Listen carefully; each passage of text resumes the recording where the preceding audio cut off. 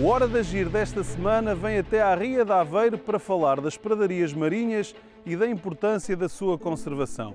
Mas o que são pradarias marinhas? São plantas subaquáticas que nós podemos encontrar nas águas costeiras rasas, nas lagoas, nas rias, nos estuários e que são formados por densos campos submersos onde podemos encontrar autênticos berçários de vida para peixes como robalo, garopa, choco, linguado ou para crustáceos como o camarão e alguns tipos de caranguejos, ou para os bivalves, como acontece aqui na Ria de Aveiro.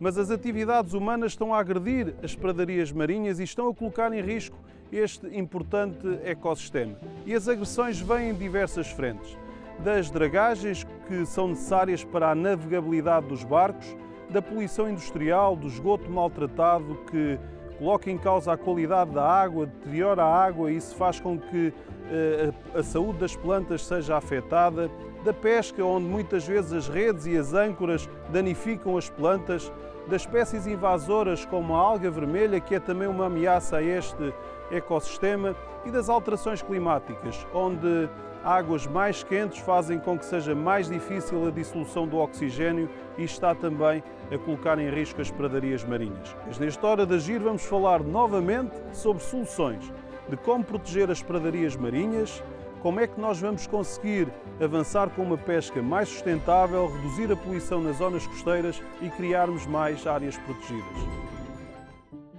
As pradarias marinhas desempenham um papel fundamental na mitigação das alterações climáticas, proteção das zonas costeiras e na preservação de muitas espécies que constituem a base da indústria pesqueira. Mas elas são também um dos ecossistemas mais ameaçados do mundo, o que não faz sentido, pois são importantíssimos aliados na captura do carbono da atmosfera e também na regulação da qualidade da água. A maior pradaria marinha do mundo é a Great Barrier Reef, contígua à famosa barreira de coral no norte da Austrália. E é o habitat de muitas espécies de peixe, invertebrados marinhos e outros animais, sendo fundamental para a sustentabilidade desse sistema natural. O governo australiano, para preservar este importante ativo natural, promoveu rigorosas medidas de gestão destas áreas, delimitando áreas protegidas, promovendo uma monitorização constante e ações de restauro e reabilitação, que inclui a plantação de novas plantas marinhas. Na Europa, as pradarias marinhas estendem-se por centenas de milhares de hectares no mar Mediterrâneo, mar Adriático, mar do Norte, mar Báltico e no Oceano Atlântico. Praticamente todos os países de língua portuguesa têm importantes áreas que necessitam de ser preservadas. Em Portugal, elas podem ser encontradas na Ria de Aveiro, no estuário do Mondego, na Lagoa de Óbidos, no estuário do Tejo e do Sado, no estuário do Mira e no Algarve. Para vencer a crise climática, precisamos dos serviços dos ecossistemas. É importante preservar a floresta terrestre, mas temos de nos lembrar que há uma segunda floresta.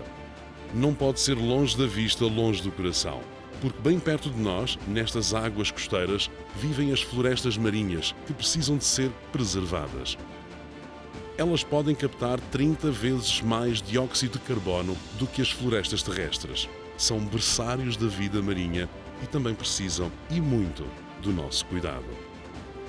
As pradarias marinhas, em conjunto com as áreas de sapais, de mangais ou recifes de coral, que iremos abordar com o mesmo detalhe em próximos Hora de Agir, são ecossistemas da maior importância para a vida na Terra. A conexão destes ecossistemas marinhos é de uma importância vital e vai muito além do sequestro de carbono, da purificação da água ou da dissipação de energia das ondas do mar e, desta forma, uma maior proteção das zonas costeiras. E aqui numa pradaria marinha, com esta fantástica paisagem aqui da Costa Nova, aqui em Aveiro, que nós vamos estar à conversa com a Ana Sousa, que é investigadora, bióloga aqui da Universidade de Aveiro. Ana, estas pradarias são mesmo muito importantes. Elas estão muitas vezes escondidas, mas têm um papel muito importante para o futuro do nosso modo de vida na Terra. Sim, sem dúvida, têm funções bastante importantes e prestam diferentes serviços. E neste caso, neste momento, estão imersas, não estão debaixo d'água, mas há outras alturas do dia em que estão submersas. Portanto, elas ficam visíveis ou não consoante as marés. Sim, Pelo menos nesta zona do globo, há outras áreas onde as pradarias são completamente subaquáticas. E vemos isso, por exemplo, em algumas áreas do Mediterrâneo ou noutras áreas do globo também. Elas aqui estão aqui na Ria de Aveiro, mas elas podem ser encontradas em muitos outros lugares, não é? Sim, a distribuição das ervas marinhas é em todo o globo, praticamente, com exceção da Antártida. É o único local onde ainda não foram detectadas ou registadas. E qual é o estado destas pradarias marinhas atualmente? Em termos globais, nas últimas décadas, tem vindo a diminuir significativamente, mas tem havido bastante esforço no sentido de mitigar esses efeitos desse declínio e minimizar esse declínio. Há outras áreas em que já se nota alguma recuperação e está a haver ou a estabilização do declínio ou até uma recuperação em termos de área de distribuição. Mas essa perda, essa redução, esse declínio, que erros é que foram cometidos para que esse declínio acontecesse? Há diferentes tipos de causas. Temos, por um lado, causas antropogénicas, causadas pelo homem, e outro tipo de causas que são causas naturais. Em termos de causas com origem antropogénica, temos, por exemplo, o excesso de poluição, as atividades de dragagem em alguns sistemas para facilitar a navegabilidade. Temos a poluição, o aumento da turbidez da água com o transporte de sedimentos, e isso impede a luz de chegar às plantas que estão a uma maior profundidade, podendo ir até 40, 50 metros. E há também o aumento da temperatura, não é? Que também sim, afeta há também o aumento da temperatura a redução global. do oxigênio, Sim, não é? Sim, e que é produzido pelas ervas marinhas ou por outras plantas, não é? E agora é hora de sairmos aqui da Ria de Aveiro e irmos até à Ilha de Faro, à Ria Formosa, para ouvirmos Rui Santos, que é investigador do CCMAR e professor da Universidade do Algarve. Como nós somos do Centro de Ciências do Mar aqui da Universidade do Algarve, o nosso laboratório natural é a Ria Formosa. Ao longo dos tempos, os habitats, não só as ervas marinhas, mas também os sapais, têm regredido, enfim, têm sido ocupados, têm diminuído, digamos. O que nós pretendemos fazer e vamos fazer, temos um projeto para fazer isso em Castro Marinho, maternidades de ervas marinhas. Vamos, digamos, cultivar ervas marinhas e tem aqui um potencial enorme de termos grandes biomassas disponíveis para fazer restauro de populações naturais que estejam em declínio ou degradadas. As pradarias marinhas têm um papel fundamental para o homem, do ponto de vista dos benefícios que nos trazem. Um desses benefícios, por exemplo, é o serviço de maternidade, o que é que quer isto dizer? Quer dizer que há muitas espécies, e algumas delas muito importantes do ponto de vista económico e que nós pescamos, que dependem das ervas marinhas. Mas este não é o único benefício que elas nos trazem. Portanto, trazem outros, por exemplo, a purificação da água, a oxigenação da água. Tudo isto são serviços destes ecossistemas que são fundamentais. Ora, o que estas ervas marinhas fazem fotossíntese, e a fotossíntese capta o CO2 da atmosfera e do oceano. E, portanto, este carbono que veio do CO2 vai ser sequestrado ao ciclo global do carbono e vai ser armazenado nos sedimentos. A quantidade de carbono que é armazenada no sedimento é muito superior ao das florestas. Portanto, são ecossistemas fundamentais e, claro, isto contribui para reduzir a concentração de CO2 na atmosfera e, logo, mitiga as alterações climáticas. Nestas pradarias existem também diferentes tipos de plantas. Quer-nos falar um bocadinho sobre o que é que nós encontramos por aqui? Em termos mundiais, estão descritas cerca de 72 espécies de ervas marinhas. No caso de Portugal, temos 3 espécies, a Zostera nolteis, a Zostera marina e Cimodócia nodosa, e em particular aqui na Ria de Aveiro temos a Zostera noltei e a Zostera marina. E também há a Posidónia, não é? Sim.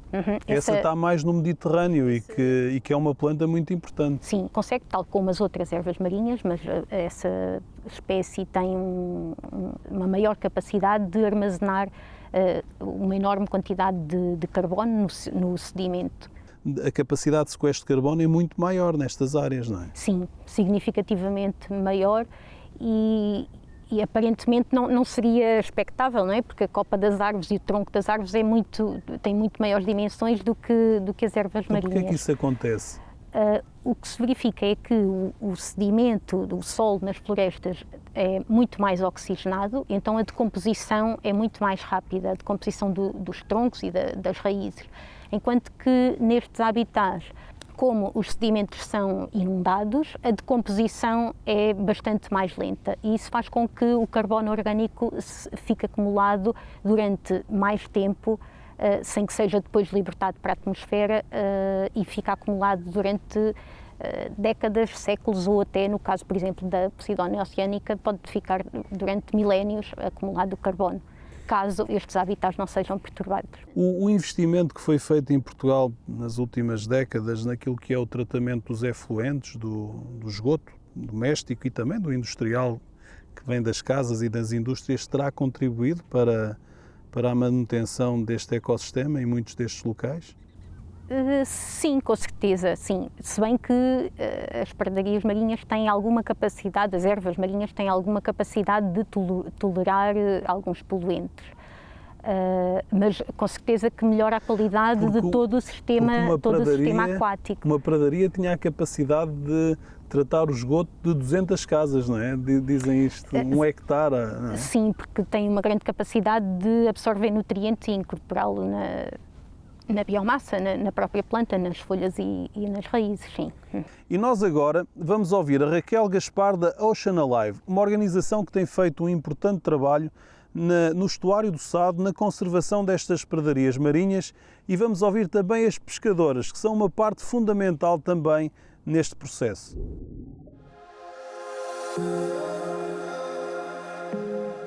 O trabalho da Ocean Alive no estuário do Sado, com a comunidade local, visa transformar comportamentos, transformar empregos, por exemplo, das pescadoras, colocando a sua sabedoria sobre as pradarias ao serviço da divulgação, da sensibilização e também do conhecimento científico, por exemplo, mapeando as pradarias. O nosso trabalho de restauro visa eliminar os problemas, as atividades humanas que estão a degradar as pradarias. Por exemplo, retirando ancoradouros de barcos que estão nas pradarias para fora da área deste habitat. Outro exemplo é combatendo a mariscagem que destrói as pradarias. Para nós, o benefício é ver que o rio vai ficando mais limpo. Cada ação de limpeza que é feita vai ficando, embora não fique todo limpo, mas vai ficando mais limpo. Até aqui, os pescadores e não pescadores jogavam tudo que era lixo para o rio. E agora já não. Agora toda a gente adere à limpeza, toda a gente já tem um pouquinho mais à vontade a tratar o rio, os mares, tudo com a limpeza, e acho muita melhoria. A nossa vida é o rio e a gente, claro que se era para bem do rio, a gente tinha que associar-se ao projeto. E este vosso trabalho aqui do Bioprada Ria, que projeto foi este? Foi um projeto que teve início, financiado pelo Mar 2020 e que teve início em 2018. O nosso objetivo era conservar, restaurar e gerir os ecossistemas de pradarias marinhas aqui na Ria de Aveiro e a biodiversidade associada. Então, o que fizemos foi usando uma abordagem transdisciplinar, juntando conhecimento científico da área das ciências naturais e das ciências sociais, também com o conhecimento dos utilizadores da Ria. Oficinas de trabalho, questionários, e foi extremamente importante. E o que é que se tratavam nessas oficinas de trabalho? A primeira oficina foi tentar validar a informação que nós tínhamos acerca da distribuição das ervas marinhas com a informação que os utilizadores da Ria tinham também.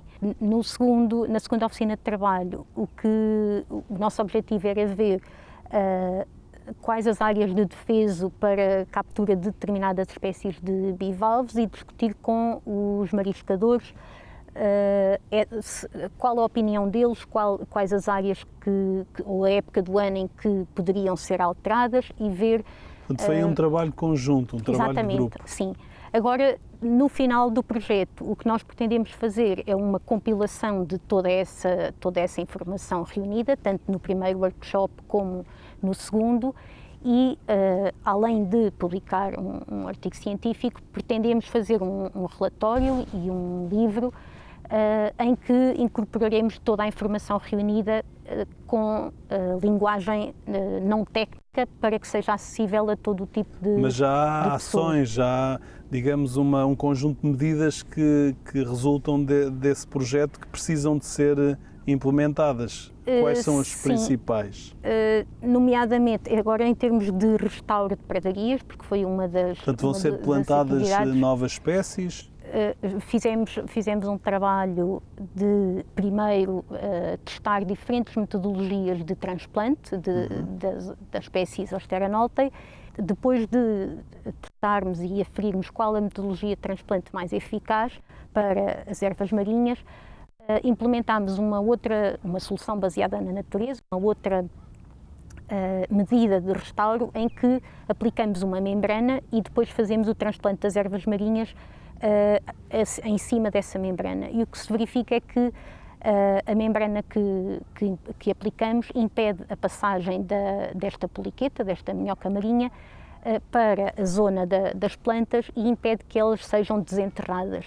Então acaba por funcionar como uma barreira que minimiza os efeitos desta poliqueta, desta minhoca, e os efeitos negativos na vulnerabilidade destas pradarias marinhas. Obrigado, Ana, por ter vindo a esta Hora de Agir. As pradarias marinhas, em conjunto com os mangais, com os sapais, com os recifes de coral, são ecossistemas da maior importância, têm uma importância vital para o futuro da vida na Terra.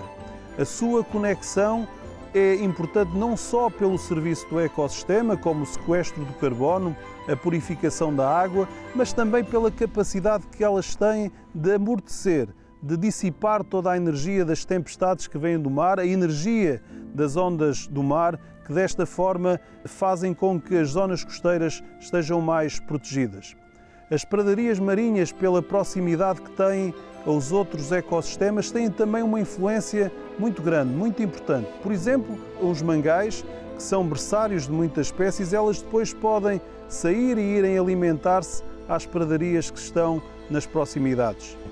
Nos recifes de coral, as pradarias funcionam como filtros naturais e reduzem os sedimentos que chegam aos recifes e, desta forma, há a possibilidade destes diminuírem a luz do sol que estes necessitam. Nos sapais ou nos estuários, a troca de nutrientes e matéria orgânica é essencial para alimentar estas plantas e a presença destes sedimentos que depois assentam também é muito importante para evitar a erosão de todas estas áreas. Os serviços de ecossistemas que são prestados nesses lugares, nas pradarias marinhas e nos outros ecossistemas, são demasiado importantes para que não exijam de nós uma ação ainda mais exigente. Mas há um nome que temos que colocar nestes lugares. Eles são santuários de vida, porque aqui reproduzem-se, alimentam-se e vivem muitas espécies que connosco partilham neste planeta o milagre da vida. E por isso nós temos que avançar num tempo de crise climática com esta preocupação de que estamos em risco de perder, se nada for feito até ao final deste século, metade das espécies vivas com base na Terra. Isto exige de todos nós que esta seja também uma hora de agir da humanidade. Desde a Ria de Aveiro, um abraço amigo e nós temos encontro marcado na próxima semana.